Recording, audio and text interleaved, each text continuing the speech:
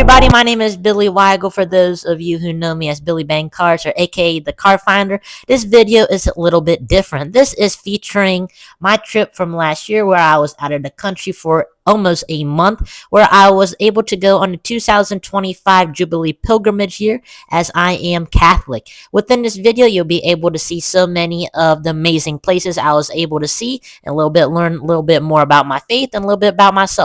Now let's hit the ground running. What you are encountering right now is Fatima, Portugal, which is inside one of their churches. Now, Fatima is fundamentally important to Catholics, and it represents a series within 1917, which Mother Marian Apparition appeared to three little children. Now, what these three little children were going to see was warning against the destruction of the nation, the persecution of the church, and what would ultimately lead to World War II, because this is 1917 right now when Mother Mary appears. Now, the feast day is May the 13th. What actually happened was on October 13, 1917, when Mother Mary appeared to them. Over 70,000 people witnessed the sun dance and so many things. Those people who are on that little concrete slide, who are on their knees as they are slowly moving, they are doing the rosary. And Fatima is considered, I was saying, a very specific place that's trying to regard to world peace. It's a necessity of repentance and a devotion to Mother Mary, trying to show the emphasis that we need to be as human beings, to the urge of changing from our sinful ways in a more relevant way to face the continual global and the secularization on the ongoing need of change. And these three little children, they were able to see that from Mother Mary. They were able to prophesize and the potential start of World War II. You know, World War I is going to end at 1919. And the rise of what is going to come within the time frame of decades to come. And this emphasized the sacrifice of preventing and also trying to save souls.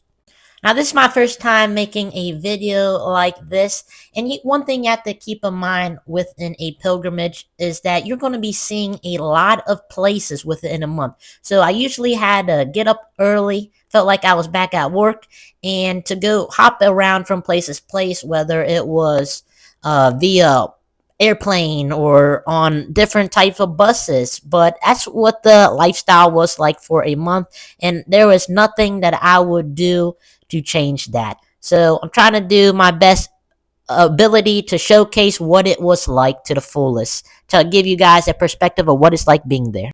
As you were seeing me in Paris, France at the airport, we are now at the Cathedral of the Miraculous Medal. You may have seen many people wearing a little medal regarding to Mother Mary. It just shows a devotional medal originated by St. Catherine Labouré following in 1830 Apparition. And this is the church where she received that. You will be seeing right here a chair, this blue chair. That is where Mother Mary once hovered upon it. And what Mary promises that all who wear it will receive very special types of graces, and now has a popularity and reputation for so many miracles. And it just shows that Mother Mary is standing on the globe, crushing the serpent's head, which is Satan. And an inscription reads, "O Mary, conceived without sin, pray for us to have recourse to thee." Now, many of you who are watching this video, you may not be Catholic, and you probably may be thinking, why are we keep talking about Mother Mary, Jesus' mother? Why don't we just talk about Jesus? Now, let me ask you a question to think about. When you can't get to somebody, right, being Jesus, when you can't get to him, prayer, you can always ask the mother. You know, it's just like at the Last Supper. Who told Jesus to make the wine? That's his mother, so he listens to her. So just think of that as a veneration, that we just ask her for guidance so she can speak to her son. You are looking right now at St. Vincent de Paul, which is an incorruptible body. And this is his chapel, known as a patron saint of the poor. We were then able to explore the skylines of the city as we made it over to Notre Dame, or Notre Dame. And as you know, in 2019, a great fire was within the church, and so they are slowly rebuilding the church. And this is the front of the building. There was a long line. We probably had to wait close to an hour, and now we are going to make our way into inside the church. Now, with inside the church, you are going to see a lot of things that are off limits, but a lot of areas are open to the public. And this church is very beautiful inside. As we head over, it started to rain, and we are going to make our way over to the next stop. We are now at the next day. We are at the Sacre de Coeur. In order to get up there, you have to cover 300 steps. Now, that is a lot of steps to look up. 300 steps up, 300 steps down. But also gives you an amazing view, a panoramic view, 360 degrees of the city. And it's just a beautiful place. And now we are going to be heading to this thing. You know what it is, the Eiffel Tower. So you will be seeing me talking to myself, showing people back at home where I'm at, and hopefully you get to see to the best lens of what the Eiffel Tower looks like. As we've already seen postcards, we've seen so many photos. Hopefully this gives you a visual representation. We are now taking a quick 1 hour flight. We're heading up to Lourdes, which is very famous in 1858, an apparition where Mother Mary appeared to a little girl named Bernadette Soubirous. Hopefully, I did not butcher the name.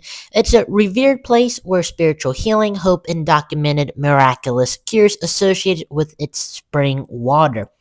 And to this day, over 70 miracles have been officially recognized and authenticated by the church and by the people here in Lourdes. Another cool thing about this place, which is very special, is where I go to church. Where I go to church is at St. Bernadette, and we were able to walk around and see so many cool things here in Lourdes. And beyond that, you're able to do confession, which is a very nice thing. You have to wait in line, but you're able to face to face with a priest, and it's just an emotional and spiritual place. And different cool museums. We got to see the clogs, her rosary, where she grew up, and so many cool places that we were just able to see here at Lourdes.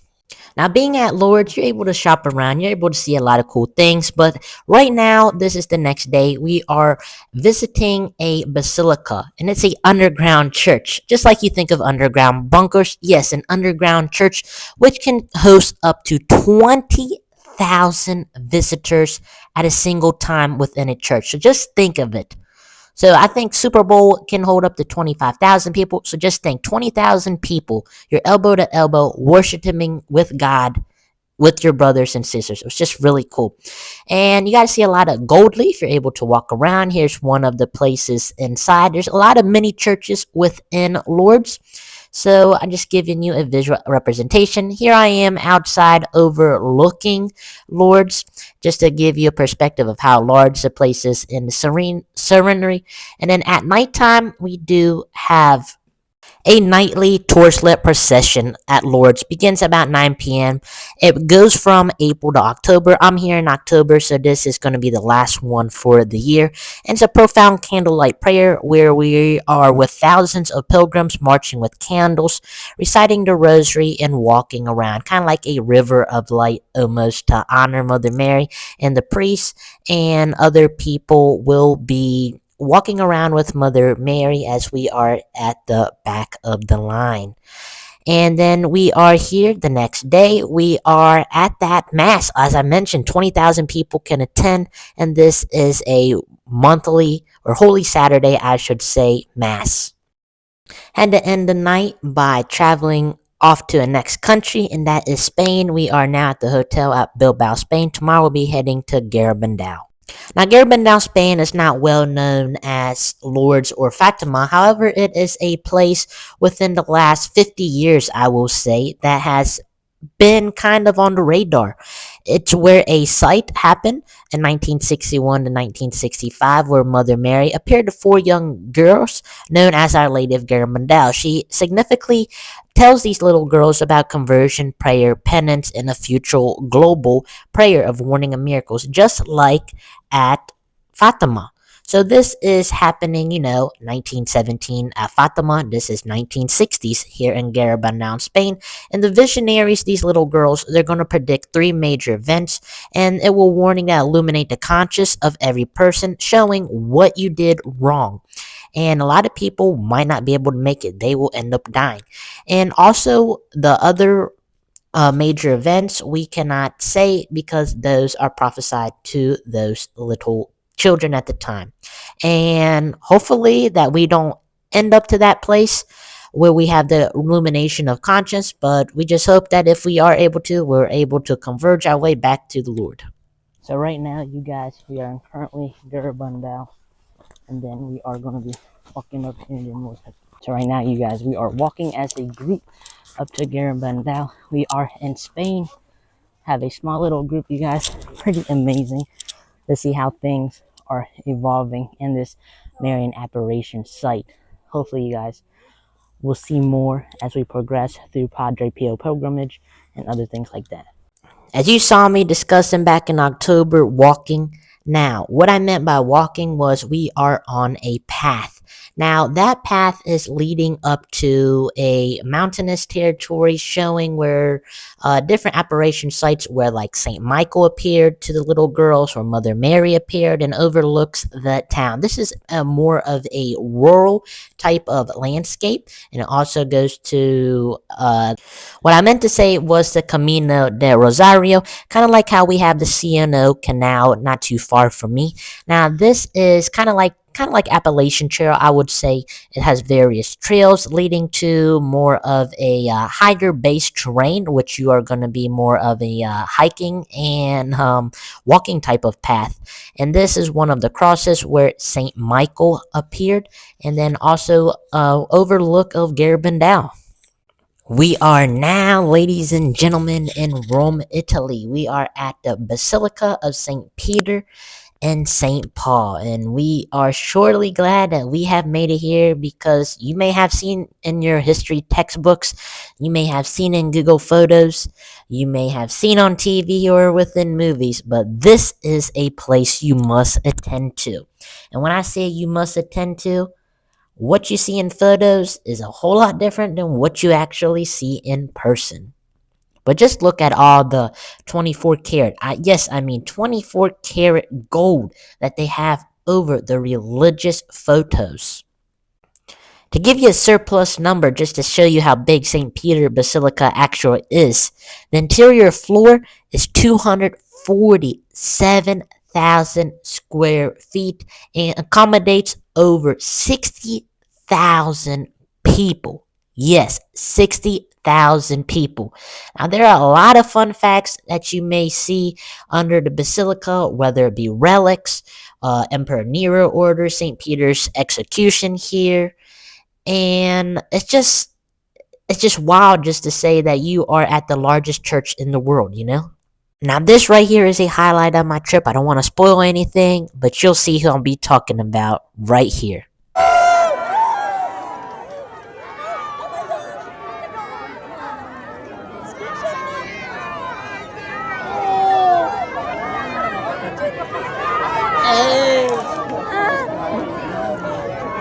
Il Giubileo ci ha resi pellegrini di speranza, proprio per questo.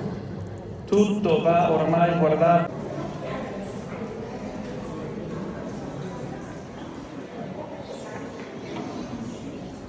As we continue through Italy, our next stop that I really want to focus on is Padre Pio. So we able to go to the Covenant Sanctuary. I was able to help out with Mass. I'll put up the photo, but here is some of the newer parts of Padre Pio's of new church.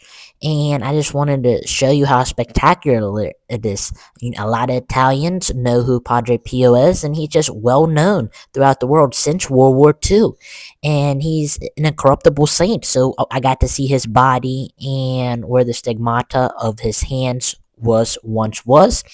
And it's just wild to see of how beautiful this church is, how massive it is, and how well known Padre Pio is, and somebody I devoutly speak towards to. And everything is gold. I mean real gold.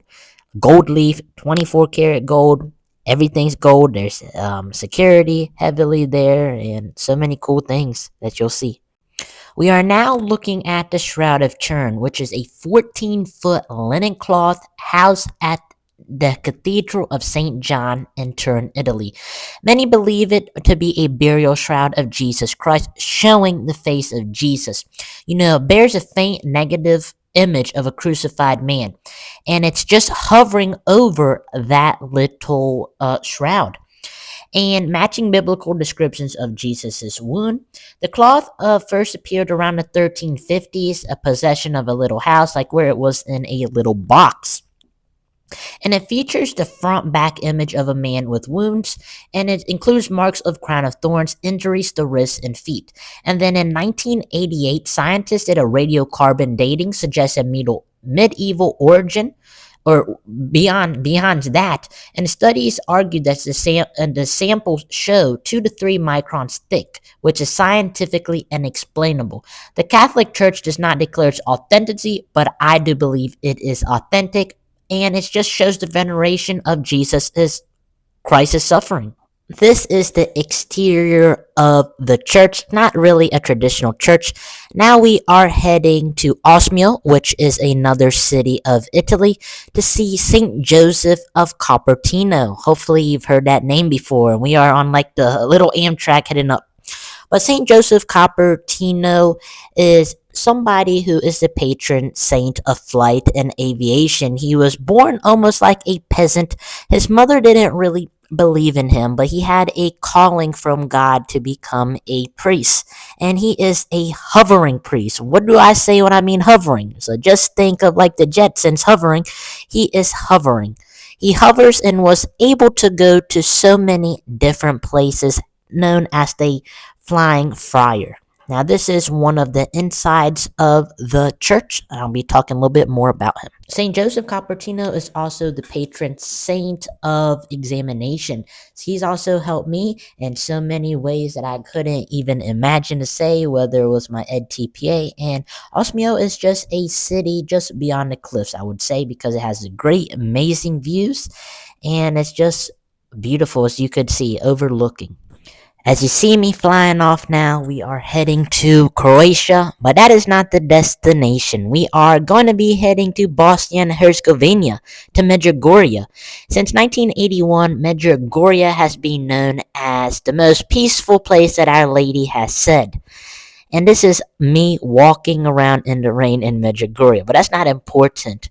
But Medjugorje is worth the attention since 2024 because it's being really renowned and allowing organized pilgrimages, really to show the place of an ongoing operation where Virgin Mary appears on a daily. I have not seen her here, but I've had a lot of feelings, whether it's meeting with people here or also being touched, and it also just shows the humility of peace.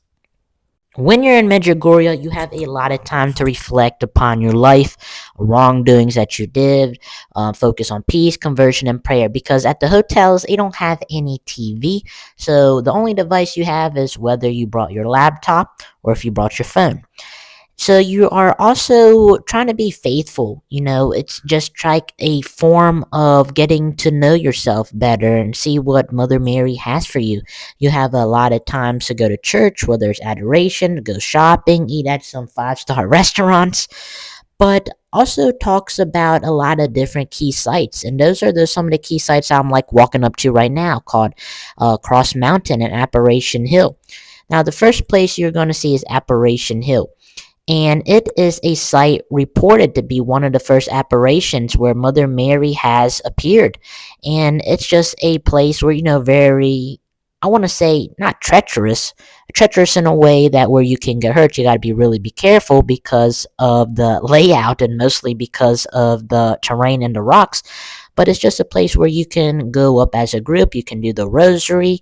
You can do the Divine Mercy Chaplet as a group, and also just reflect on a lot of things. Now, here I am with my group. We are here discussing, the history about it, and this just shows you of people walking up, as you can tell. So just think what we have been seeing, a similarity throughout the videos, that Mother Mary likes to appear to smaller children. These smaller children, they're not conceived with sin yet. So just think in the early 1980s, to be 1981 exact, that in Medjugorje in Bosnia Herzegovina, in a place so close to communist country, that two little girls, Ivanka, who I will meet later, and Mariana, her sister, they see a bright light on this hill. So what do? So they go up to it to see what it is, and they see a beautiful woman, just like the statue you're seeing right now, and that is Mother Mary. A Mother Mary depicts so many things to them what's going to be happen throughout their lifetime. Some of them will have things happening during Christmas, whether their birthday, and they will be seeing Mother Mary. They were also each told 10 different secrets. These secrets, some of them have already been told, others will be received, like I said, during special holidays or within their birthdays, and they are not supposed to be shared into the world, as to say. They're not supposed to be keeping to them, and then when all 10 are shared, that's when they are supposed to write a book almost and then give it to the world of what needs to be done or how we can change as society. We had to get some rest because we sure did have a big day tomorrow. So we are now in the taxi, and you're going to be taking us to the next location, which is called Cross Mountain. Now, Cross Mountain is very significant. It's almost 2,000 feet up, but it's a pilgrimage site featuring a 16-ton concrete cross built in 1934 and also has stations of the cross. No helicopter placed it there, no big machinery that you can think of, but it was men who climbed up there this rock steepy path in order to place that 520 meters cross up on the mountain. Now, this ton, it's 28 foot cross that I just mentioned. It's going to weigh a lot. It weighs 16 tons. And also referred as a 40-foot due to total height and structure. It's also a relic gifted by Pope Pius XI. And then when you're walking up here, you got to really be careful. You want to think of how Jesus had the thorns in his head. So just think of all that pain and all that tremendous amount of work that he had to go through carrying that cross, dragging between the dirt. And that's just what it is. It's just like that. You have to reflect upon that because this is the rockiest, steepest place that I ever been to in my whole entire life. And then right now, this face that you're seeing is Father Slavko. Father Slavko, he died while walking up to the cross. So just think of that. One thing I forgot to mention is that Father Slavko, he did this climb every day of his life since the apparition beginning, and he took a little bag to collect any litter or also prayers with him that when he reached to the top that he would place in. And I did this too. I wrote a little prayer or took any prayers that people wanted within the pilgrimage, and I placed them up there. So just shows of how we are caring. There's so much more to be said, and this is just all the footage that I have video-wise to try to conclude it to a video. Like right here, the Church of St. Martin, which you are seeing. This is in Croatia. There's so much more to be said. I'm trying to do the best of my ability. This is my first time making a video like this. I'm trying to capture the essence of Catholicism and trying to update it in a sense that people can relate to, people can watch within 2026 and try to accumulate it to a story where it can reach people. Because as I'm known as Billy Bang Cars, but there's so much more to me than what I do. And I just want my faith to be the spotlight of that. Hopefully this can be touched in some way. Please share this video to somebody, whether it be a family member, a friend, or somebody trying to come back into the faith. I hope you truly like this video. Please hit the subscribe button. Please hit the like button. And God bless you.